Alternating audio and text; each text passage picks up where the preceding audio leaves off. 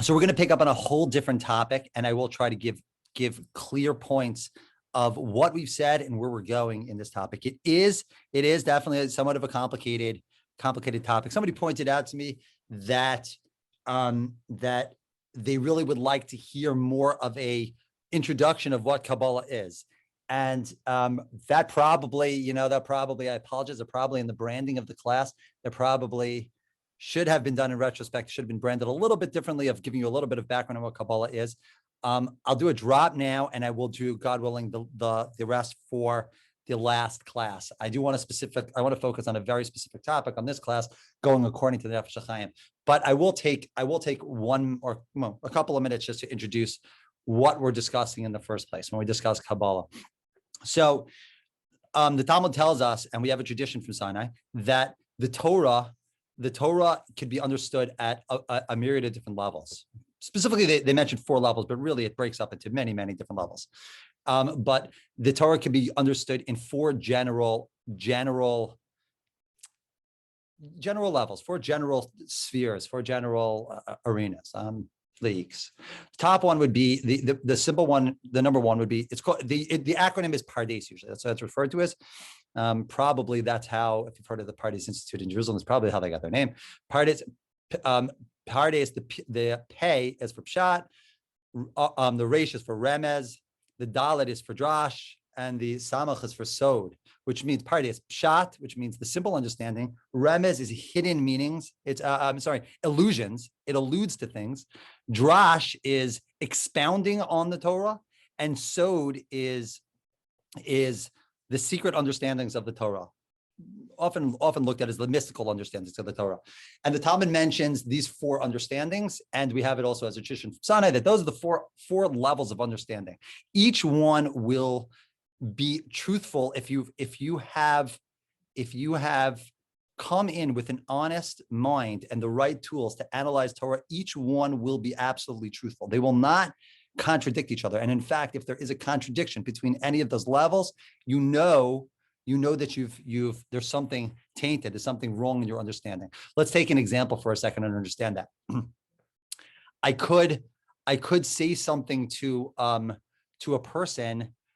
We can also relate to the fact that I could say something to a person and have multiple levels of meaning. That's just something that's quite obvious in all of our human experience. So, for example, I could say to a child, I could say to my child, I could say, go to bed early.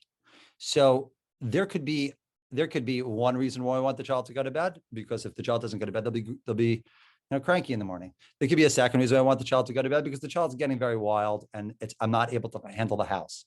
There could be a third reason why I want the child to go to bed, is because really I want to go out later and I don't want the child to wonder where I am. And all those reasons they're not mutually exclusive. They could be totally true all at the same time. Similarly, I can tell someone they need to do well in school. Let's take that for an example. Why do they need to do well in school? Well, because they need to get a job. Well, it's also true because they need to be responsible people, and also true because they won't get into a good college, and also true because they won't get a scholarship, financial reasons. All those reasons, it's not mutually exclusive. And in fact, the reasons can very, very truthfully coexist. So that is true on the Torah level as well. If we're talking about an infinite being, we are talking about an infinite being who gave us the Torah. We're talking about God who transcends time and space. And therefore, all levels of understanding have to span the spectrum of destiny. It has to work on all levels for all time. And if you find something that does not work on all levels for all time, that is a question. That was a real question on Torah. It's a question on your understanding. So too, the different levels of understanding. So we have the simple understanding, which means when we talk about characters in the Torah like Avram, Yitzchak, and Yaakov, we are trying to understand actually what happened, what were the events that happened, and how did that happen? And there's reasons why we understand that, not for historical reasons. There's actual reasons why we understand that, but we're not going to focus on that now. That would be a topic for another class. There's another level called remez, which are illusions. Often they are ways that ideas are codified within the Torah itself. Let's talk about that momentarily. There's one called drash, which is we expound the Torah based on certain rules that we have on proper proper way to derive laws and different ideas from the text. Obviously, if a person comes in and wants to utilize their own lens to look at the Torah, they will come to whatever conclusion they want. A person could, if you look at it like you'd have it at a book reading or at a, just a book club, and people just say, well, I think it like this. So you could come up with anything you want and say, look, it's Torah. They are based on certain rules and certain techniques of understanding that the Talmud discusses at length, which they have as a tradition from Sinai. And then the fourth level is Sod, which is referred to as the more mystical understanding. All of those could be found in the text of the Torah itself with a proper understanding and a proper reading. So therefore, what we have is a simple understanding, hints in the Torah, expounding the Torah, and depth, which we would call Kabbalah, secrets of the Torah, are all within the text of the Torah itself. It's fascinating if a person's gone through the experience. As a matter of fact, I'm just telling this over as a personal anecdote. As I started to really learn much more when I turned 18. That's really when learning kind of clicked into my life. It kind of came into my life. Although I grew up affiliated. I grew up with a very different background than I am today, but I did grow up very affiliated. But learning came into my life really at about 18, 19, and of course, like everybody else, I had my days where I had questions, and I had my days where I felt very at ease with the path I've chosen. As I got older and I got more exposed to ideas that pop up through Sod or Remez, those two, hints or depth, which really complement each other the same way. The simple understanding, really, if you were to group them, you would say the simple understanding and expounding the Torah really are a group, and the hints and what we call the mysticism of the Torah are really a group, and they really actually kind of parallel each other. They kind of parallel each other in some ways. But once you have gotten the experience to see Torah through another lens, you've gotten to see and how it unifies together, all through with a different lens of understanding. It is such a eye-opening experience that people at one point of my life, people would say, how do you have such faith in Torah? How do you know that it's true? And of course, I'd have my days that I was like, oh, you mean, how could it be? And I have my days I'm thinking that it's, I don't know, but I put on a good show. As I got older and I got exposed to a unity of Torah, questions began to fall away. It became further, and it became so uncanny. The things that I'd seen became so impossible to believe otherwise. So it is a tremendous eye-opening experience. I would, Maharal is an excellent Maharal of Prague is an excellent place to begin understanding of that. He bases a lot of his ideas on Kabbalah, even though he doesn't really speak Kabbalah so much, but he bases a lot of his ideas. So mysticism breaks down just as very simple. It breaks down as through tradition, like all of the oral Torah was given through tradition. We just passed Lag BaOmer, so for many of us know that Shimon Bar Yochai was one of the Tanaim from the times of the Mishnah.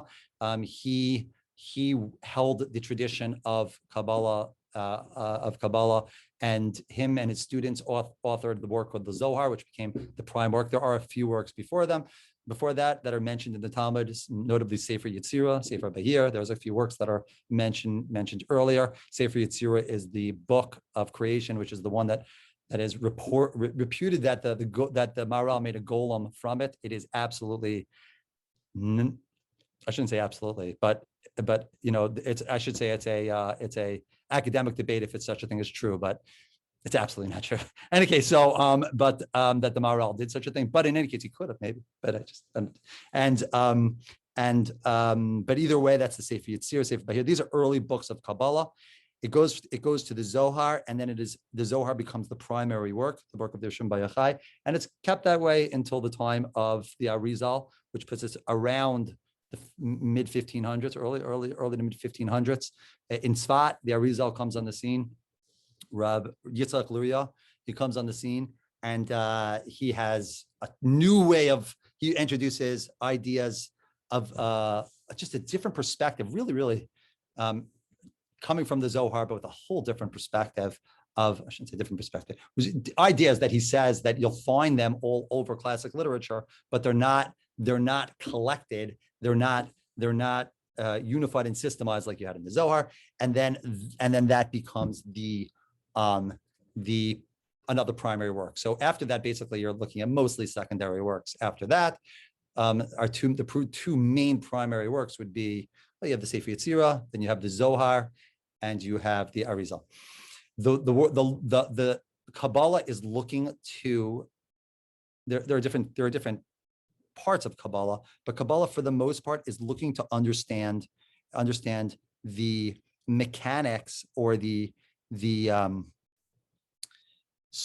mechanics, or I'm looking for a word, but the characteristics of our relationship with Hashem, how Hashem runs the world, and potentially, those same paradigms we could discuss how the world is created on a metaphysical level, because the same paradigms exist again and again and again. So the accessible works on Kabbalah, mostly, probably the more entry works of the Ramchal, of Moshe Chaim Luzzatto, also who lived, he lived in the late 1600s, maybe early 1700s. He has a prolific writer, tremendous amount of works on Kabbalah. He died at 39, I believe, and it's insane how a person could write that much by the age of 39.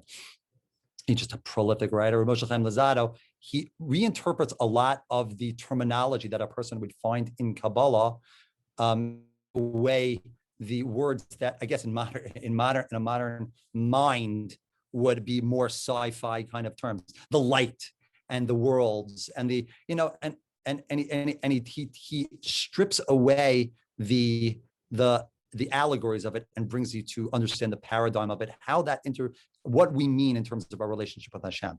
So basically, again, what Kabbalah is looking to understand is the patterns of our relationship, of how we know and we can grow close to Hashem, how Hashem runs the world, and how a person could develop into becoming a person who is able to complete themselves and the world and grow in a way of perfection.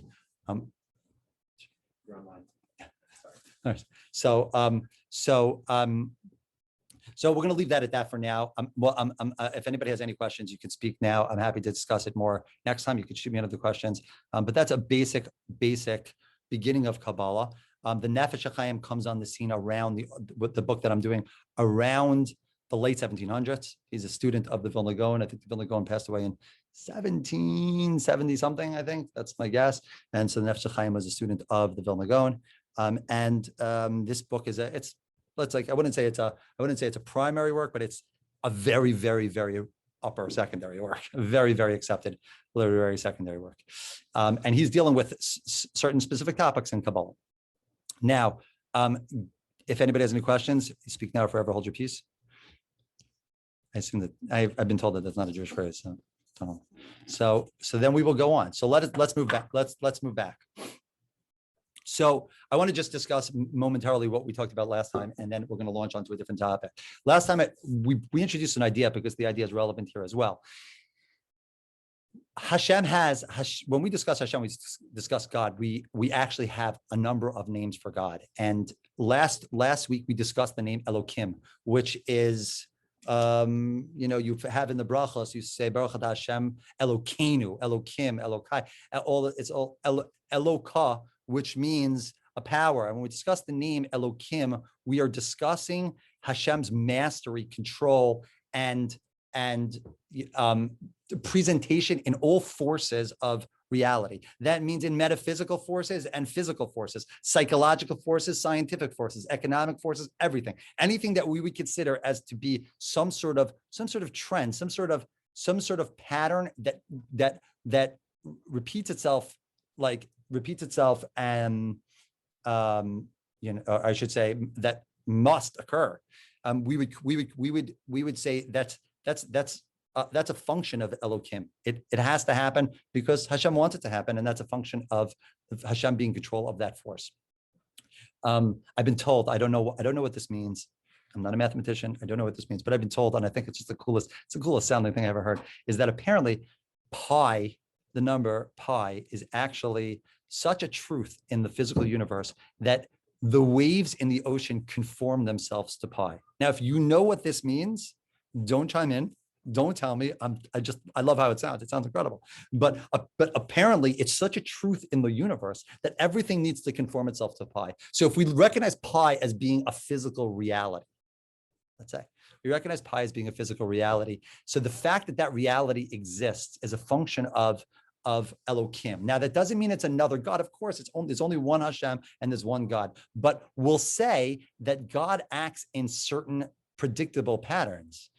And those patterns, which we could term, let's say, for the example, to simplify, we'll call it nature. So nature would be a function of Elokim, because what that means is Hashem wants us to be able to have some sort of predictability in the way we can function throughout the day. Now, that makes a lot of sense. Again, I think I said this last week. If I got up in the morning and I didn't know if I would float up or I would fall to the ground, I would have a very, very serious problem getting through my day. Every day I'd be sitting on edge. So the fact is that since Hashem wants us to have a relationship with us, there are certain rules there are certain, I shouldn't say the rules from our perspective, from Hashem's perspective, they're not rules, they're consistencies. There are certain consistencies which he chooses to manifest himself through creation. And that would be a function of Elokim.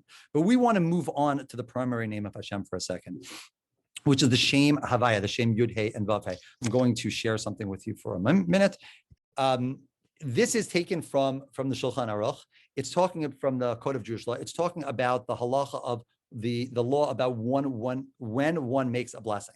And it says, when you make a blessing, every blessing says, Baruch atah Hashem Elokeinu, blessed are you Hashem, Yud He and Vav He name, Elokeinu, our God, Melech HaOlam, the King of the universe, Hamotzi Lecha min Haaretz, who brings bread from the ground. So the law says, the halacha says that a person has to have intention on all of the words. Well, what should one intend when they say Hashem, our God? I mean, first of all, what's the difference? It doesn't have any real difference to us. But what should one intend on those? So this is the halacha comes right there and says that when one thinks of Hashem, they should think of that Hashem was, is, and always will be. A person who's a little bit more familiar with Hebrew would realize that the words Haya, Hove, and Yihiyah, which are past, present, and future tenses, are contracted in the name of Yud He and Vav He. So it says that one should think of God, the God who was, is, and always will be. I want to speak that out for 1 second. What we're discussing, what we're trying to say, what the halacha is trying to say, is we're discussing something that transcends all of the physical world. I mean, without time, there is no such thing as properties of existence. That is a very, very crucial component of existence. You cannot have any process. For example, if God functions if all of time collapses in the world of Hashem, that means that all process has stopped and everything has happened, is happening, and has already happened all at the same very moment. Now, let's give an example. It frazzles my mind sometimes, but I think about this, and maybe you have as well. We go into prayers and we discuss personalities like Abraham, Yitzchak, and Yaakov, Sarah, Rivka, Rachel, Leah. We discuss all the matriarchs, the patriarchs. I mean, no one's done anything else in the last 3,000 years. I mean, more than that, 3,500, whatever it is. No one's done anything else. There's nothing else, no other name we could throw in there. Now, there's a lot of ways we can approach that answer, but I just want to point out one thing. Realize that in Hashem's perspective, so to speak, if we could speak that way, all that's happening right now as well. As a matter of fact, the Talmud says that the ashes of Isaac, whatever this means, lots to understand on it, but the ashes of Isaac sit perpetually in front of Hashem. Now, Isaac was never killed on the Mizbeach. That never happened. It's an alternate reality, apparently. But they sit perpetually in front of Hashem from when he was brought on the altar in the Akedah. But all I want to bring out from that, I don't want to get into all of those points. I want to bring out that what we mean is when we're discussing that Hashem was, is, and always will be, we mean that Hashem is something that transcends all of the properties of reality as we know it. He is eternal and infinite in the fullest sense. We will get back to this momentarily, but this name is very, very important to us. This name is the only name that we have of us, is the only name that we have of God that has no translation. It does not have any, we can't attribute any words to it. It's just like, for example, Elohim, as I mentioned last time, means powers, or superiors, or you have Svakos, this means legions. You have Kale, which means power. You have all these different names of, but Hashem has no translation. There's no, it's just a word that has no translation. We want to discuss that name. More at length. I'd like to, if I could figure out how to do this, I want to go on to another idea for a second. Before that, there's another term that we have that we refer to of Hashem, and this is the Nefesh HaChaim's. The Nefesh HaChaim is going to base his idea right now on the following term. There is many times throughout the words of our sages that Hashem is referred to as makom, the place. For example, and I brought one on the screen right over here if you see it. I hope everyone sees that on the screen. It says, Rav Huna b'shem Rabbi Ami. Rav Huna says in the name of Rabbi Ami, Mipnei ma mechanin shemo shel HaKadosh Baruch Hu v'karin oso makom. Why is it that we refer to Hashem by the nickname of makom? Why do we refer to Hashem by the nickname of the place? And he answers, Shehu makomo she'olam. Hashem is the place of the world. Ve'ein olamo makomo. But the world is not Hashem's place. So I want to try to understand, the Nefesh HaChaim does over here. We want to try to understand what is the depth of the sages telling us.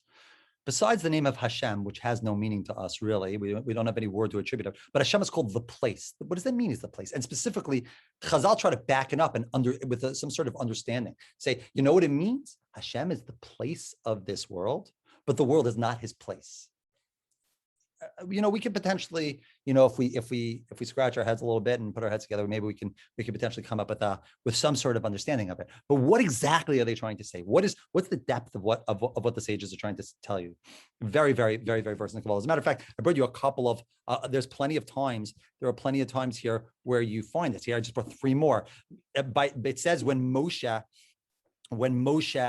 Rabbeinu, when Moses is standing on Sinai, he's standing and he's praying for the forgiveness of the Jewish people. So he says to Hashem, "Show me your glory." Hashem says, he says, "I can't." He says, He says, "There's a place next to me." So the and he puts him in the cliff of a rock, right? So he says, Chazal say over there, sages say, and the Kabbalah says, he says, Hashem says, the place is secondary to me. There's a place next to me. The place is secondary to me, but I'm not secondary to the place. Another one, Chazal say, don't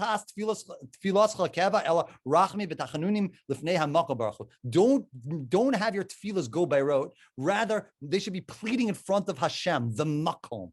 And another one, one who prays should focus on Hashem, the makom. What are you calling a place for? Etc. As a matter of fact, for people that are familiar with the Haggadah on Pesach starts off with the song, Baruch HaMakom, blessed is the makom. What is the makom?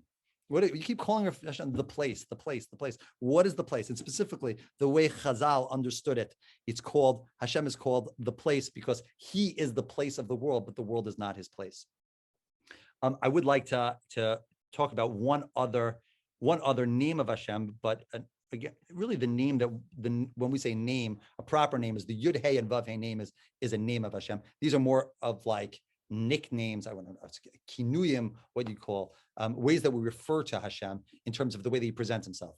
But another one of those is specifically in the statements that I just showed you. Hashem is referred to as HaKadosh Baruch Hu. Very, very common. He's referred to throughout the works of our sages, throughout the works of Kabbalah, throughout the works of, extremely common. He's referred to as HaKadosh Baruch Hu. Blessed. He's the Holy One, blessed is he. The Holy One, blessed is he. Now, it's a beautiful thing. And it's a beautiful way of saying, it's holy, blessed, great. It sounds beautiful. But where did they come up with that coinage? Where did they come up with that phrase? Why that phrase? So many different ways you can refer to Hashem. The Great One, I think, right? Wayne Gretzky is referred to as the Great One. We can call him just the Great One. I don't know if we could, whatever. They used to say in the 60s, they say Clapton is God. I mean, refer to God as God, I guess would be kind of recursive. But in any case, either way, I'm saying, like, why is it that we would call him the blessed, the Holy One, blessed is he? I mean, where did they come up with that phrase? So there are these three names, these three references we'd like to discuss, because all three will be giving us a glimpse into what we mean when we're discussing Hashem properly. Again, Yud Hey and Vav Hey being the name that the Torah refers to him as, and the way that Chazal, the way that the sages in the Talmud, the sages in Kabbalah, the sages in all over the works of the classical works of the classical sages, they refer to him as Makom, as the place, or HaKadosh Baruch Hu, you find blessed, the Holy One, blessed is he. I want to open up an idea for a second and first discuss what we mean. We're going to discuss a topic that is referred to in Kabbalah as probably the most difficult topic of Kabbalah, and we're not by any means delving into it, but just to introduce the idea.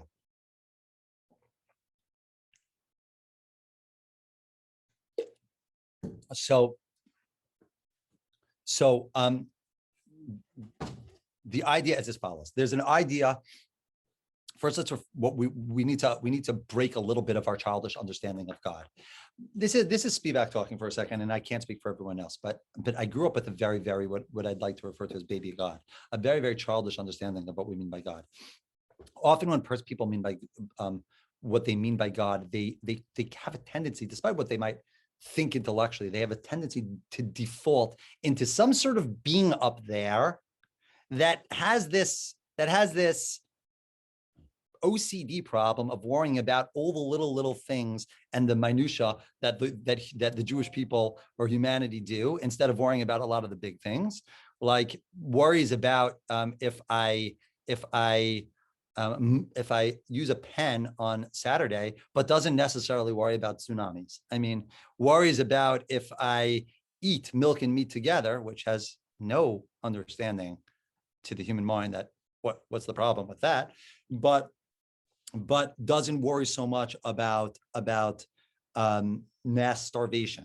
I mean, it's like, so we have this tendency to, that's if we look at it with more of a cruel mind, but even if we look at it with like a positive mind, we still somehow relate to something. We're calling attention to a being to look at us, remember us, pay attention to us. The first thing we need to do is really, really break that understanding of what we mean by Hashem. And I'd like to do it as follows. There is a, I want to go back to the time. To Hashem is Haya Hove V'Yiyah. Hashem is beyond space and time. When the Talmud talks about, when the Mishnah talks about learning Kabbalah, it talks about what's a body of Kabbalah called Maaseh Merkava, which means the works of the chariot. Now, this is not so important for the purposes of this talk, but it's a section of the body of Kabbalah, a big section of the body of Kabbalah, but it's a section of the body of Kabbalah. And the Talmud says that when a person is learning Maaseh Merkava or Maaseh Bereshis, which is another part, which is one's called the chariot, one's called the sort of the system of creation. When one is learning it, they can only learn it with a maximum of one student, and even that student has to be a student who's has the understanding to be able to understand that teacher. Because the reason is that they're afraid that if I say something about God, I say something that is so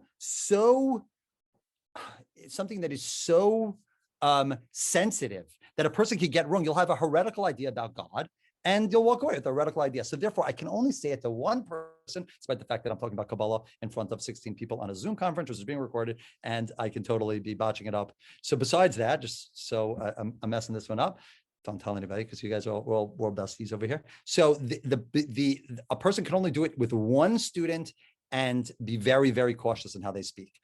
And then the Talmud says anyone who asks what is above him and what's below him, what's in front of him and what's before him, that it's better that person should not be created.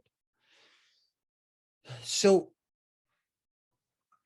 the Talmud is discussing the body of Kabbalah, and it stops and it says, if a person asks what's before him, what's on top of him, below him, in front of him, before him, it's better that that person should not be created. Now, what's the problem? If a person wants to explore, the Torah doesn't have a problem. Presumably, the Torah is very, very interested in a person exploring. The Torah itself, all over, it begs questions. If the Torah is interested in our exploration, why is the Torah so concerned about us exploring what came before the world was created? And the answer is as follows. The human mind is subject to certain rules of thought. We filter all of our thought through the human experiences, through our five senses, and anything that goes beyond our five senses, we are really, really unable to process.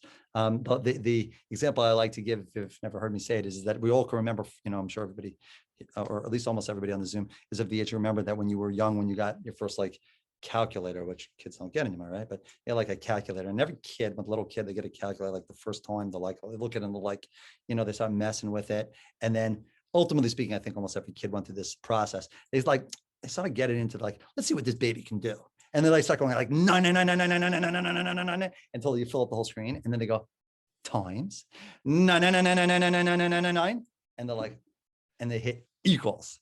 Now, the calculator says at that point, it gives you a big E, which says, hi, stupid, I'm a 25-cent calculator. If you want a Mac, you might want to go to the Apple store. I don't do that. That's just not what I do. I do very, very simple equations for 25 cents. So our brain has the ability to process certain information and cannot process anything outside of that information. That's just not the way our brains work. And those all have to entail something that is filtered through our five senses.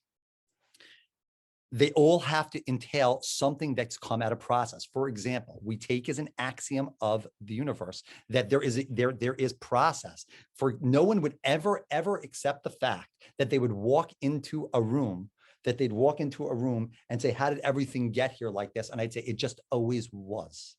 It always was like this. You'd say, yeah, that's stupid. That doesn't make any sense. Because an axiom that we have as human beings is there's process. And we can only, there's process in time. Things happen. There's a cause and effect. The axiom is that there's cause and effect. One thing led to another thing. And those ideas only can be filtered through our five senses. If a person were to ask the question, let me introduce one more idea.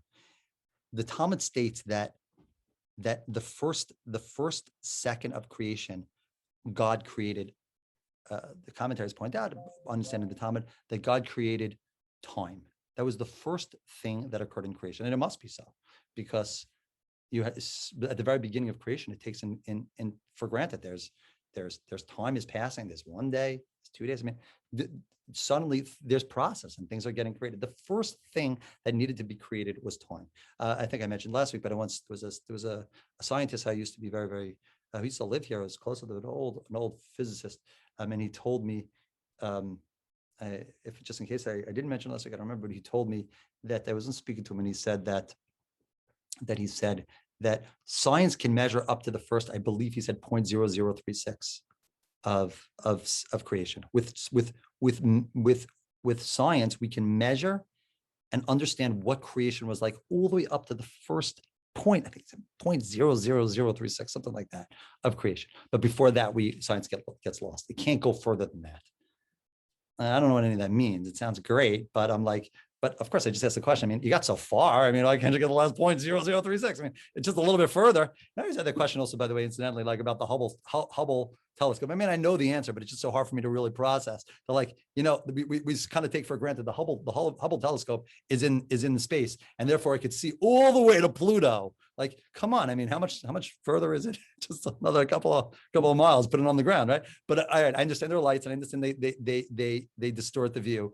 Like, you can't figure out how to deal with that. But either way, science can't get past that 0.0036 or whatever it is. See, he says so I said to him, I said, I don't get it. I mean, okay, you can measure it and understand what it was like. Why can't you go all the way to the first second? Why can't science understand the first second of the Big Bang?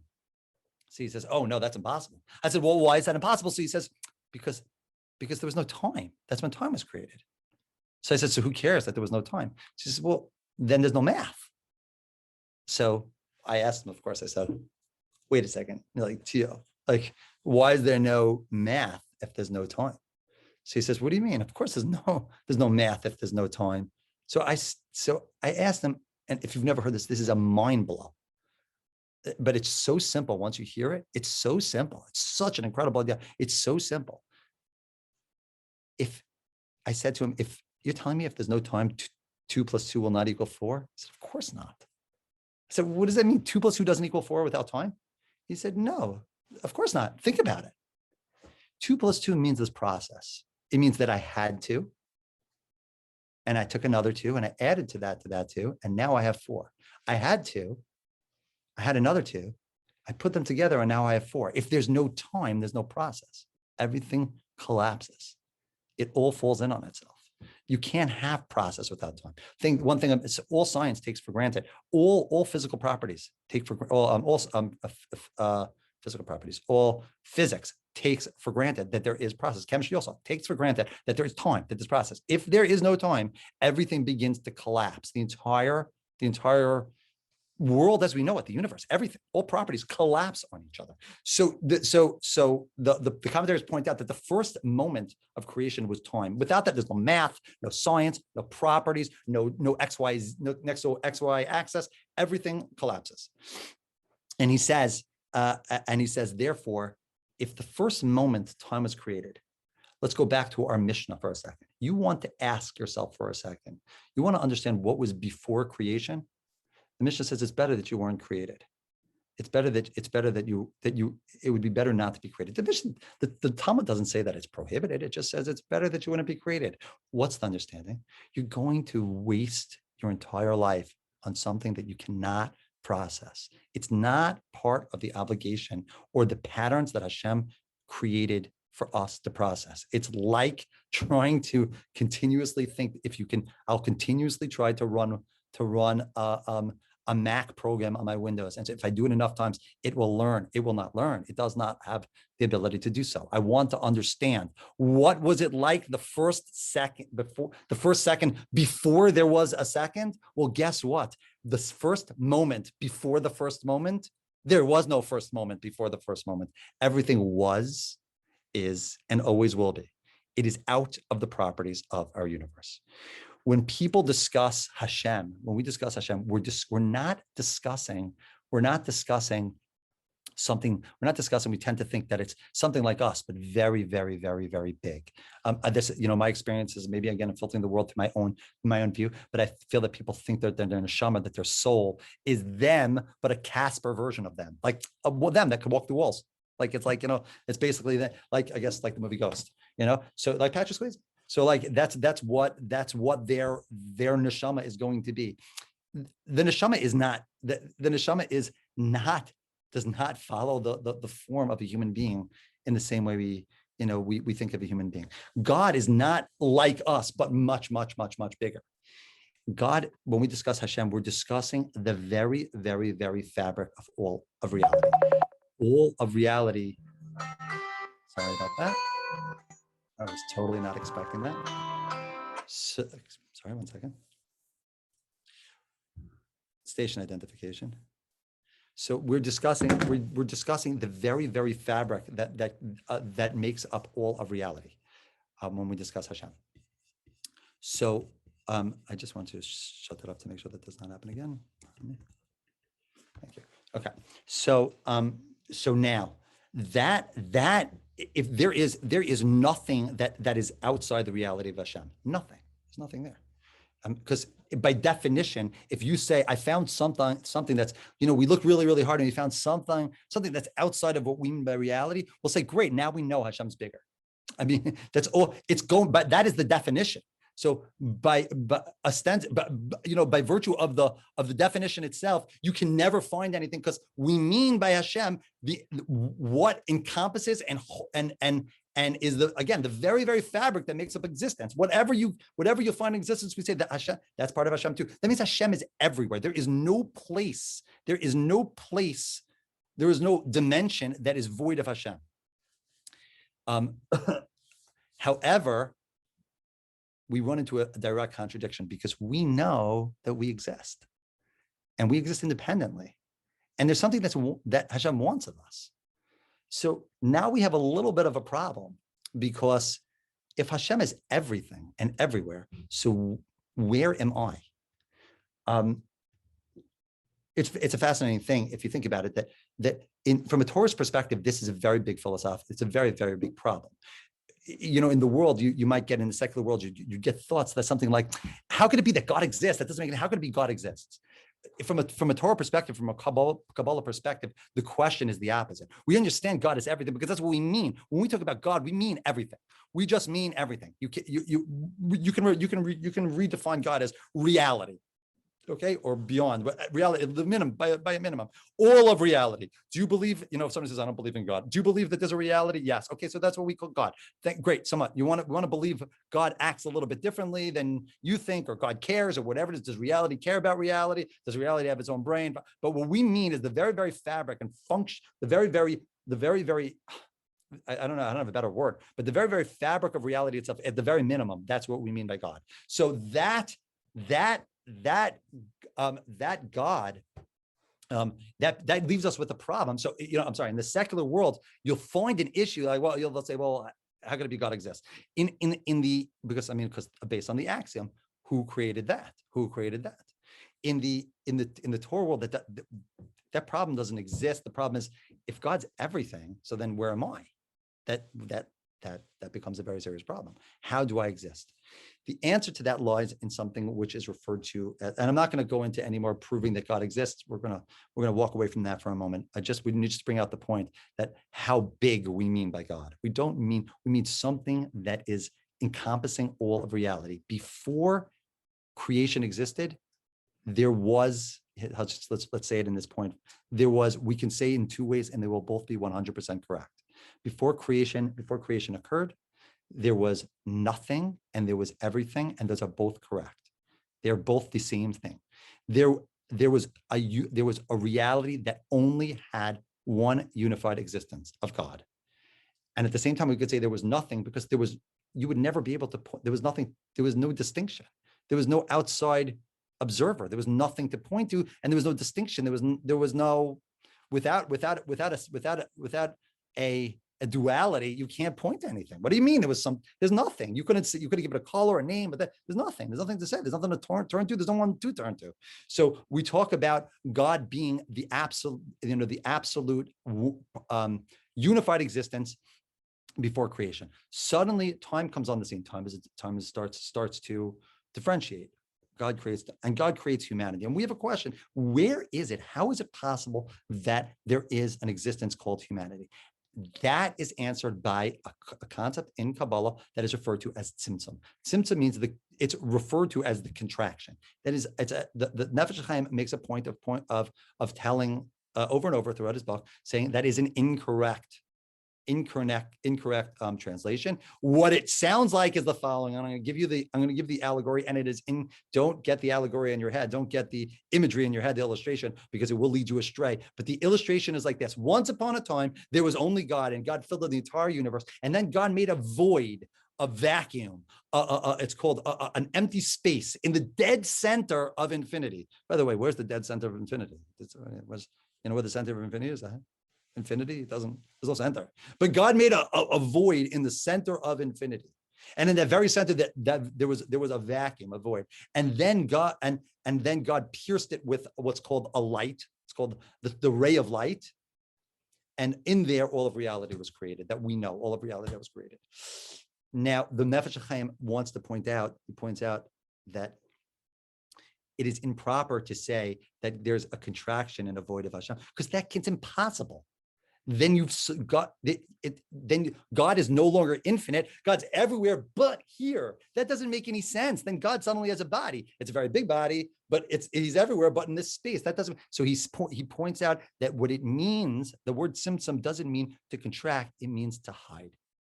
It means God's presence suddenly, his apparentness, whatever this means, but the ability to easily and simply perceive Hashem becomes more and more and more cloaked until Hashem is not perceivable. He's not easily perceivable. That space is called the tzimtzum. And in that space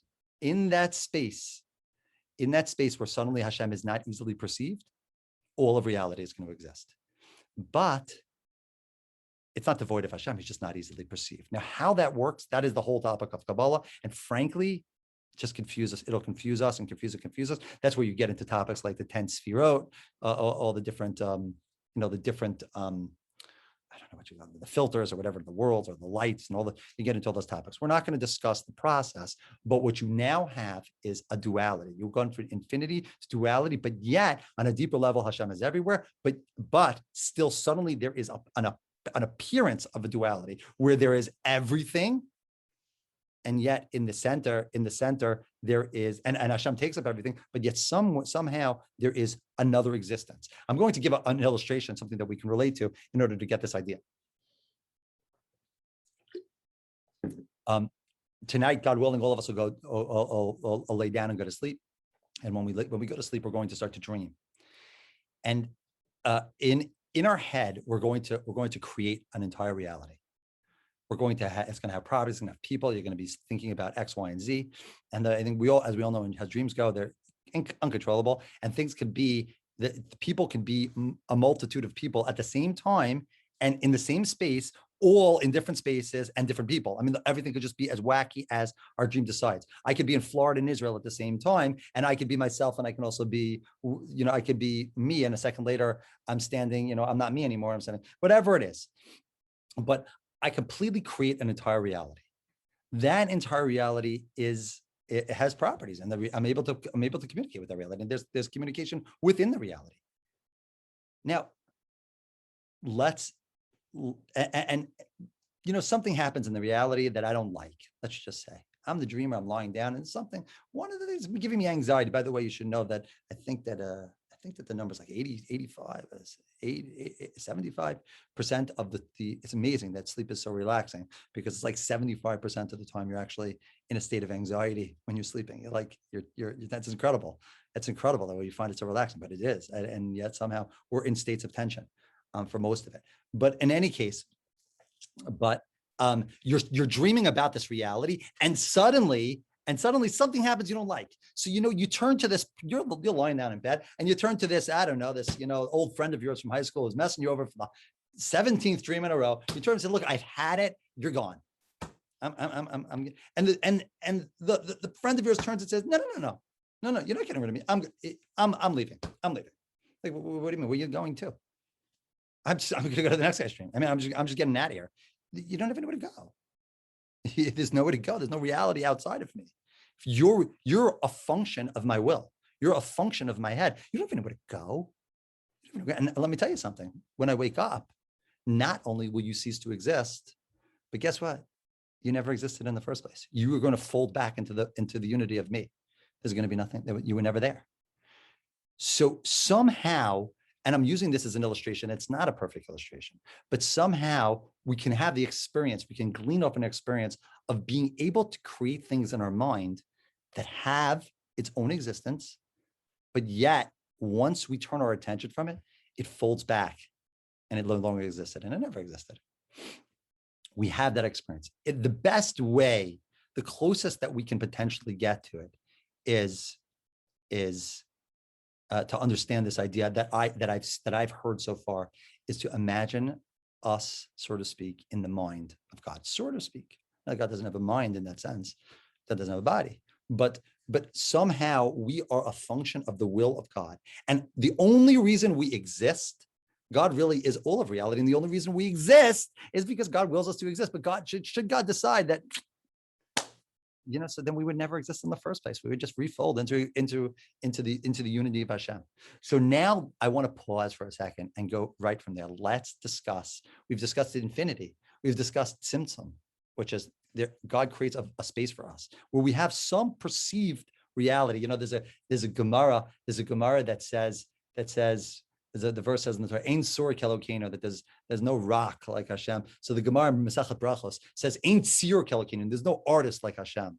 that Hashem creates art. Hashem creates art. And one of the commentaries points out beautifully, says he creates art that's so vivid that even it thinks it exists. Even we think we exist. We believe that our existence is real.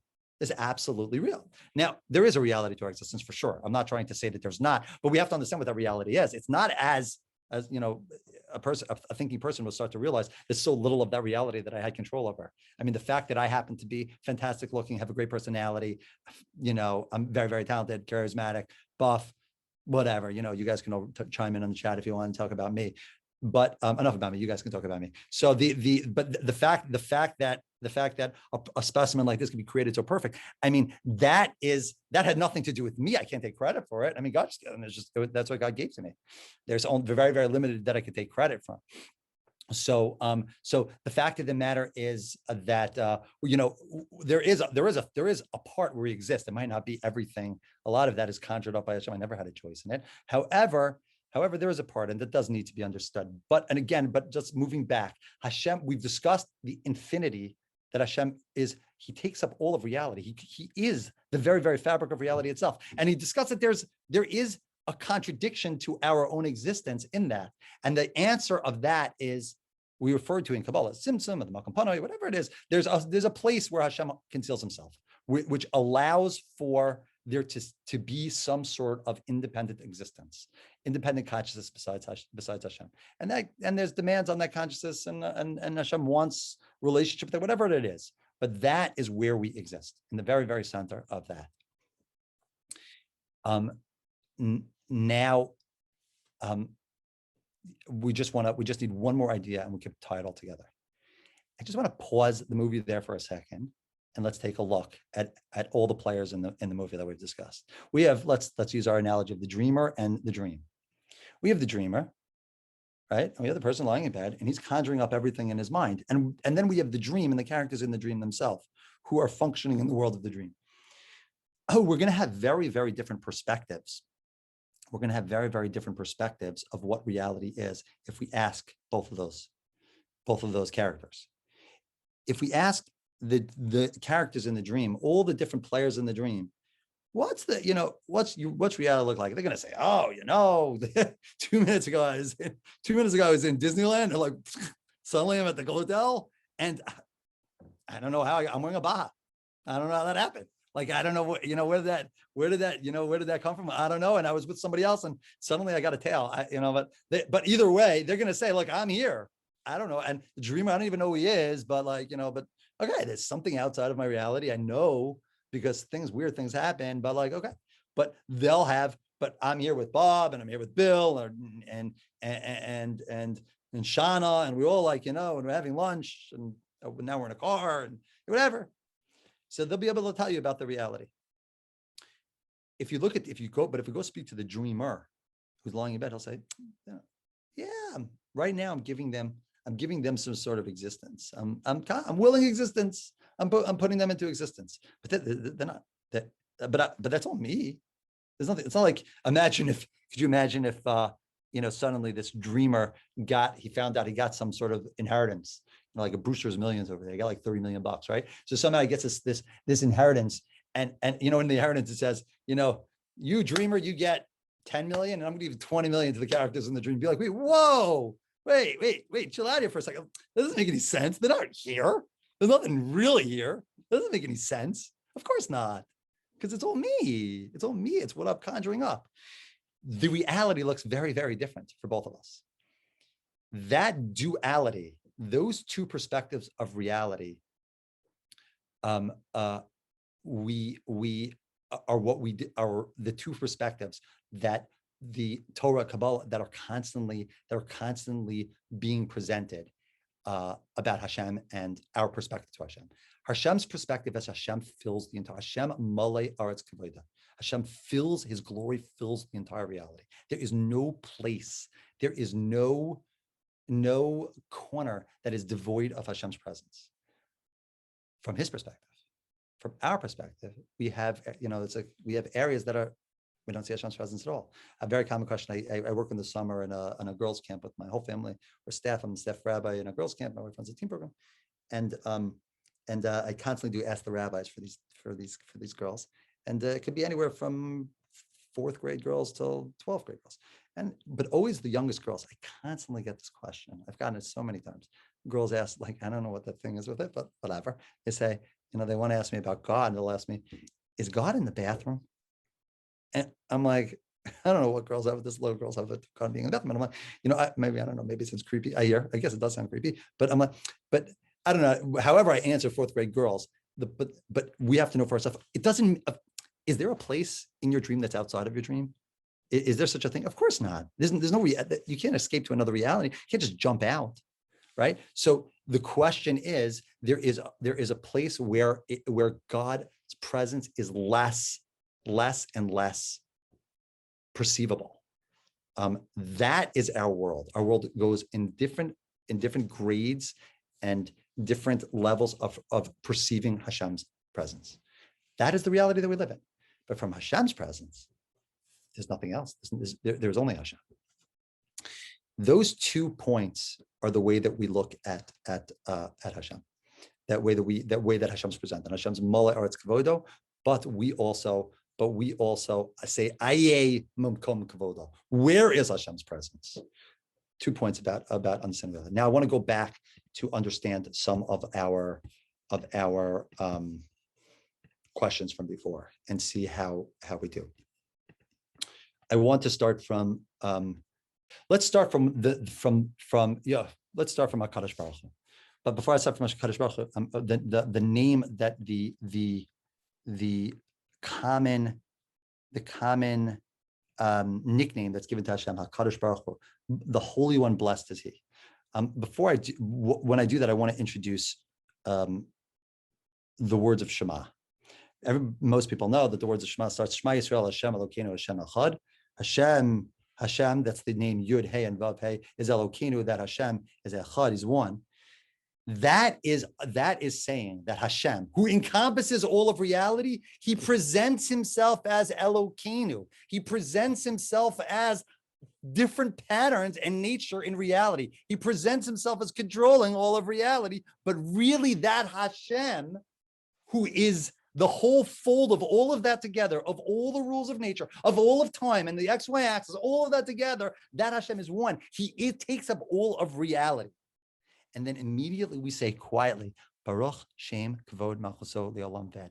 Blessed is the glory of Hashem's name for eternity. So what's the deal? Why do we go? The Nefesh Chaim makes this point. Why do we go from pronouncing the unity of Hashem, this Yud Hey Vav Hey, this absolute being, the total, the infinite God? Why do we go from saying that and then we quietly say, blessed is His name forever and ever? So there is something you need to know, and this really segues into the next part. Is when you talk about blessing someone, when we talk about blessing something, we mean we want there to be more of it. When we find that the different patriarchs blessed their children, what they did was they say, I want your natural abilities to increase. I want your perfection to come out. I want whatever innate abilities that you have to contribute to this world to become prevalent in this world. That is what we do when we say blessed. The word baruch, is the same word as brecha, which means it's like a stream. It's a flows, more of a flow. It should continuously flow and flow and flow. That's the significance of a bracha. I mean, parenthetically, a topic for another course potentially, but you find that Jacob was so obsessed with getting the blessing from his brother Esau, and his brother Esau was so upset when he took it. I mean, if it's just some nice words and saying, look, I love you, I love you, guy, he's looking at you, kid. He just did that. Like, if that's what it was, so what's the big deal? Like, you're going to hate each other and kill each other over it? I mean, it says that Esav cried a bitter cry, and he called out with bitter tears, please don't you have one more blessing for me? There was something that was going to be, he was going to be shorted when he didn't get his blessing. It's giving over, it's asking for the person's innate ability to increase. Now let's talk about that for 1 second. If God is everywhere, you can't talk about increasing. What does it mean increasing? What does it mean to add 1 to infinity? It's infinity plus 1. I mean, there's no such thing. There's no increasing. If God's presence is everywhere, there's no adding to it. I asked my kids, I once asked my kids, it's a great question. I was like, if they thought there was more sand in all the beaches or stars in the universe. So my kids were like, we were in Amzi. One of my kids is staring at me by the door, like looking at me like, and he's hearing my question. So more sand or stars? What do you say? You told us stars. So they were in Amzi, and there was a bucket of a jar of sand, and they said there's 1 million grains of sand in this thing. And I said, what do you think? There's more sand or stars? And the kids are like, gotta be sand. You gotta be tons and tons of sand. And I was like, no, it's gotta be stars. It's gotta be stars. So we looked it up, and I was trying to tell my kids, you don't realize how big the universe. It's really, really, really big. Like it's like huge. The universe is like super, super big. So I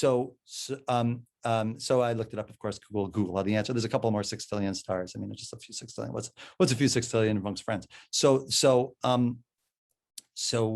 I remember that was a little bit, but I asked him, so imagine that there was a universe of infinite marbles, and I take away 1. How many are left?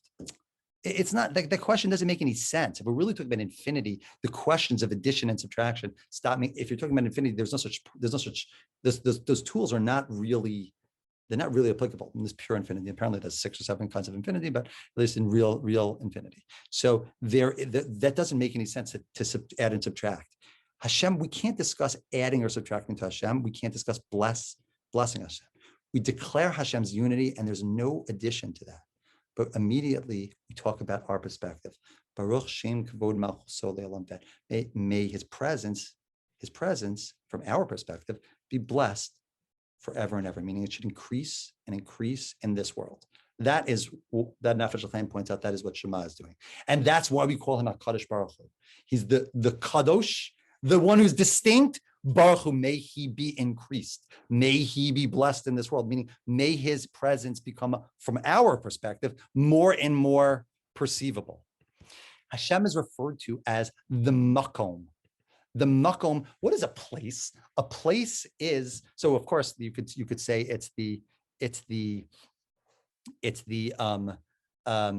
we talked about in Kabbalah that Hashem created a void, and that could be called the Makom. There's a place. Hashem created a place in the dead center of infinity. Again, that means nothing to us, but in the center of infinity, he made a place that houses all of reality, a place. So we could say it means that, but there's more to it. A makom means it means when something has a place. If it has no, it means it has no what's the word I mean? It has no existence. If it has no place, it has no existence. The Nefesh L'Chaim says, let me back up one more second. The Nefesh L'Chaim says the simple understanding it is a place, meaning God's. It says God's. The world is God's. Is in God. God is the place of the world, but the place is not. But God is the place of the world, but the world is not God's place. Meaning that God houses the world, so to speak, but God isn't. But that world is not housing God. Going on what the Rambam says, that if God stopped, if the world stopped existing, then God it wouldn't do anything to God. God would still be the same. But you can't imagine God stopping existing. God houses the world. So we call him the Makom. But according to Kabbalah, it's more than that. It's that there was no potential of existence until there was a place. God is the place, like the mind of the dreamer. There is no application unless I dream, because you don't exist without me. There is nothing without me. And that is really the name Havaya. That is, when we discuss Hashem, we're discussing the perspective, or not the perspective, the reality that incorporates and encompasses all of reality. That is Hashem. So when we say Shema Yisrael, bless, hear, O Israel, Hashem, the so to speak, the dream, the one that houses and gives ability, that gives existence, that gives possibility to all of reality, is Elokeinu. It's that same one, that That God is the one that is creating nature, that all the laws and everything that we run after and we chase after and we utilize to our favor to grow and get out of bed in the morning and succeed and achieve. That God creates those rules, and that God is one. Everything, he is the only thing that exists in all of reality. That is the God that we call Hakadosh, which we ask to be Baruch Hu. We ask for him to be it's not him or her, it's a non-gendered, but we ask for God to be more present in this world, and that God is the one that houses all of reality, called the Makom. I will leave it at that. Right now I am not in as much of a rush, so anybody is welcome to unmute themselves if you would like and ask any question on this or any other topic. And if there's anything I said that was not clear, please let me know now. And if you do not let me know now, I'm going to assume that I knocked this out of the park. So